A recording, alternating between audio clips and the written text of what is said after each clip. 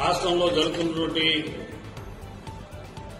గురుకులాలు పాఠశాలలో జరుగుతున్నటువంటి ఏదైతే ప్రభుత్వం పైన విషయం జమ్మేటువంటి కార్యక్రమం ఏది ఉంటుందో ఒక పథకం ప్రకారం ఒక కుట్రపూరితమైనటువంటి ఆలోచనతోటి ఆర్ఎస్ ప్రవీణ్ కుమార్ గారి యొక్క ఆధ్వర్యంలో కుట్ర జరుగుతా ఉన్నది. ఈ ప్రభుత్వాన్ని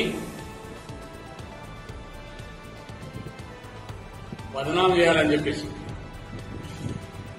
ఈ ప్రభుత్వం చేస్తున్నటువంటి కార్యక్రమాలను జీర్ణించుకోలేనటువంటి వాళ్ళు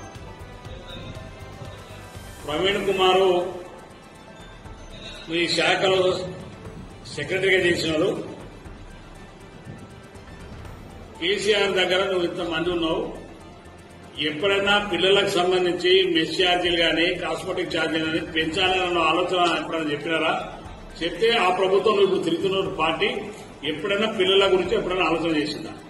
కానీ ఇవాళ మా ముఖ్యమంత్రి గారు రేవంత్ రెడ్డి గారు నాకు తెలిసి ఈ 10-20 సంవత్సరాల చరిత్రలో ఇప్పటి వరకు 40% కాస్మెటిక్ ఛార్జెస్ కానీ మెస్ ఛార్జెస్ కానీ పెంచినటువంటి ఏకైక ముఖ్యమంత్రి రేవంత్ రెడ్డి గారు, ఏకైక ప్రభుత్వం కాంగ్రెస్ పార్టీ ప్రభుత్వం.